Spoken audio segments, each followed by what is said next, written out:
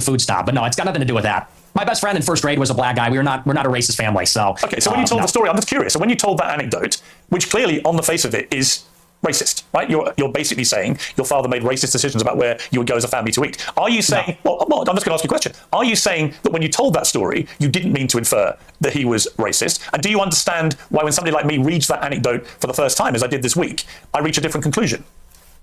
Well, I understand what you're doing, which is a sort of making of a murderer. How did he become racist? Well, his father didn't eat Olive Garden because that's not real Italian food. I'm literally reminding you of something you said on your show, which led me to conclude a certain thing. I'm wrong, tell me. Yeah, it was said in jest as a humorous anecdote, and now you're trying to spin it into a narrative, which is his parents are racist. He comes from a long line of racists. And I think everybody knows, my parents are boomers. Mm-hmm. And these people well, you're a boomer, I guess, too, in a way, 60. right? You were born in 19. Yeah, so you're a boomer also. Or maybe you're a Gen Xer, I suppose it's sort of on the cusp. But it's a humorous anecdote. These are kind of the attitudes of baby boomers in society, but you're trying to spin it into a narrative, which is you're a product of your environment. Your dad's racist because of this joke. Now you're a racist, and I don't think that's a fair characterization. Okay, people can make their own minds up. They can go back and listen to you say it. I mean, the beauty of what I'm going to talk to you about in this interview is that almost all of it is just going to be reminding you what you have said and asking you what you meant. Your position about that story is that it was a joke. Okay, I want to come to something else you said. This is where you talk about Jews, women, and blacks. Let's take a listen. They're always coming up with, no, it's not the Jews. No, it's not women. No, it's not blacks. It's actually really complicated. No, it fucking isn't at all. Jews are running society. Women need to shut the fuck up. Blacks need to be imprisoned for the most part. And we would live in paradise. It's that simple. I agree. Okay. Would you like to clarify what you meant there? That's all true. That's 100% true. I agree. Everything I said in that clip is true. Including that blacks need to be imprisoned for the most part.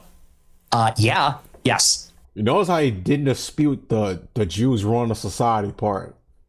I noticed how Piers did not talk about that part, but he's so dead set on the blacks part. He's trying to attack him on the racism part, not the Jews run the society part. He didn't even want to challenge that part. And for the most part, yeah, I agree. Black people do need to be in jail for the most part, especially all the fucking criminals. That's going without saying. But all of them? No, for the most part. What does the most part mean? What percentage of American blacks would you like to see in prison? Whatever the percentages of the murderers. I think it's 1 in 20 black men will commit a murder in their lifetime. So maybe let's say that, 5%. Oh, so you're talking about black people who murder people? Yeah. Oh, absolutely. Yeah. But you didn't say that. You just said blacks need to be imprisoned for the most part. You didn't clarify that you were talking about black murderers. Right. No, you're right. That's a good addition to that. That's a great point. Do you think it's funny or? I do. I think it's hilarious. I think it's totally true. Do you think a black American would find it funny? Do you think that blacks should be imprisoned for the... Bro, he said it. Is Piers already twist around words for the most part? For the most part means for the most part. How is he not... I get what he's doing. He's doing the journalist thing where they twisting around the words to make it seem like he meant this instead of he actually meant that. Bro, these journalists are just always full of shit, man. I'm telling you. Most part? Blacks are my biggest fans. I get high fives all the time. They say, Nick Fuentes, I love your show. They agree with me. And you want to know why? Here's the difference. Black people are the most victimized by other black people. You think black people want to live in the hood, in the ghetto, and get shot all the time? That's what happens in the south side of Chicago. You should come here. I'll take you there. We could go to Garfield Park. My son went to Chicago University for a year, actually, several years ago. Yeah, that's a bubble. That's a bubble. You think you're in Chicago and Hyde Park? You don't know Chicago. Go a little bit west. See what it's like over there. And I'll tell you, black people agree with me because they're tired of it too. And maybe not most of them, but a lot of them agree with what I say about that because they know how it is. That's why the first thing they do when they make a little bit of money is they go and leave to another neighborhood. Okay, so what was just remind me again, the percentage of black men who commit murder in America. What was the percentage you gave me? It's 1 in 20. 1 in 20. It's 1 in 100. No, it's 1 in 20. No.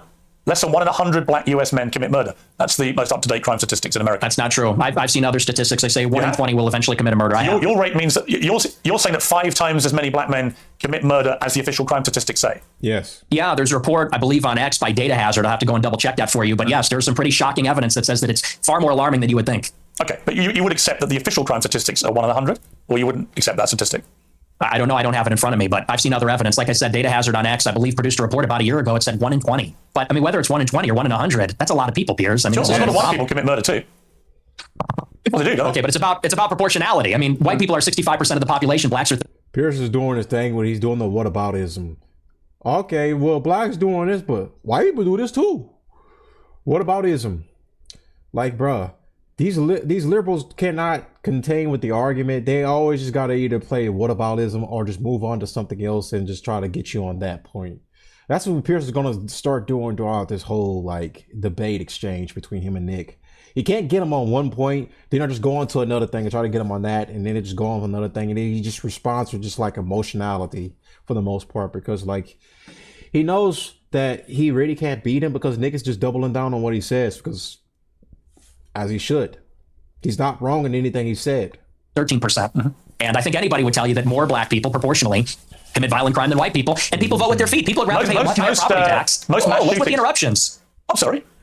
Thank you. I appreciate that. You know, you look at in Chicago, in New York, these neighborhoods are so stratified. People would rather pay a high tax rate. They'd rather pay a much higher property value to live in a less diverse, less black neighborhood because they don't want to live around the violence. And I think that when you look at even on the public transit, the subway, the Blue Line, you know, people don't want to go there because they know who occupies and menaces the public transit. It is these people like Daniel Penny had to deal with. It's people like Irina Zarutska had to deal with. And that's just the uncomfortable reality. You've also said you don't want to live near black people. Let's take a listen to this clip.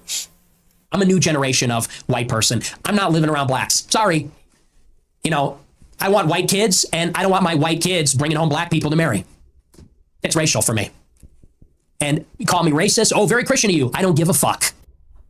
I mean, it couldn't be clearer, really, unless you want to say that's another of your jokes. But you're basically saying, yeah, I'm a racist, aren't you? Yeah. Yeah, I'm fine with that. You're fine with saying you're a racist?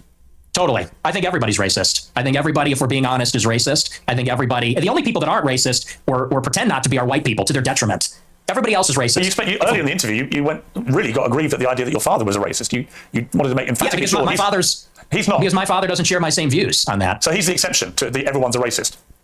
Well, everybody's a little bit racist. You're right. So maybe everybody. The difference is you're attacking my father. You know, he can get fired from his job. I'm not attacking your father. You are. No, I'm not. I don't know your father. Yeah. And to be clear, I have no knowledge about him at all. Well, then let's leave him out of it. Let's leave him out of it if you don't know him. Hang on, Nick. You put that story into the public domain on your show. I'm simply reminding you of what you told everybody, millions of people, about your father. If you now want to retract it, fine. If you want to say it was a joke, which is what your position was earlier, fine. But I'm allowed to put to you things you said publicly. That's not unfair. That's not me targeting your father. You put that story about him out You know there. what you're doing. You know what you're doing. I'm asking you about a pretty shocking anecdote, which to me looked like you were saying your father made decisions about where you as a family would eat based on skin color of people who worked at these places. If you say, or use them, if you say that is not what you meant, that's fine. You can respond any way you like. But the idea I can't ask you about it without you saying I'm attacking your father is ridiculous.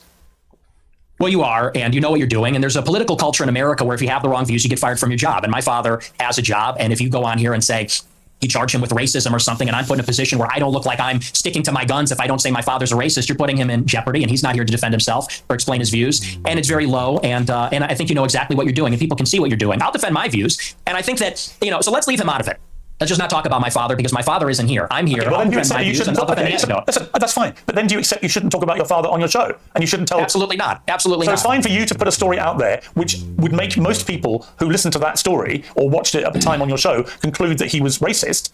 It's fine for you to do that. But if I then ask you about it, I'm the one who's being unfair and I've crossed a line. Is that what you're saying? Yes. Okay, yes, you're being malicious. Okay, that's fine. That's fine. Listen, people are watching this live. They can draw their own conclusions about whether what I just did. Will. Yeah, I'm sure afterwards, by the way, you'll say, he ambushed me. With your own words. With your own words. That's a little presumptuous. I'm not going to say it's an ambush, but I think that's a low blow. And I think you know what you're doing, and that's fine. You're a tabloid journalist. I expected that. I don't think it's an ambush because I knew it would be like this. And people will see what you're doing, and I think they'll say it's low. But as far as you want to talk about racism, I do. Let's talk about racism. Let's leave my dad out of it. Look, you've admitted you're a racist, correct? Yes, 100%. Okay. Own it. Okay, that's fine. You're perfectly entitled in a free democratic society to stare down the barrel of his camera and tell me you're a racist. People can judge you accordingly. Many people who have assumed that you're racist will now have heard it from your own lips. That's fine. There you go. That's the point. The point of this interview is to go over the things you've said, which have led people to reach conclusions about you, and to ascertain whether those conclusions are fair and reasonable or not. That's it. Thank you. Nick is just gonna state shit that he's already said on the show, bro. Like, you're not gonna find nothing new about Nick. Yeah, and what he said about everyone's a little bit racist. Everyone's racist, okay? That is unfathomably true. People can try to sugarcoat that they don't have a racist take or whatever. They all do. Everyone does, okay? We are technically united by it. People sit up here and say, oh, I'm not a racist. I mean, like, if you're not a racist, quite frankly, I mean, I don't think necessarily I can trust you 100%. Because we all have racist takes. We all have racial biases.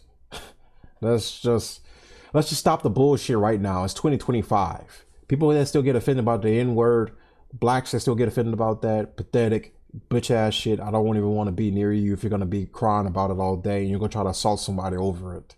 You're a liability to me and to what I represent. Freedom of speech is freedom of speech, regardless of like my feelings towards or whatever. Doesn't hurt my feelings at all. So that is very, very true. I agree with Nick on that.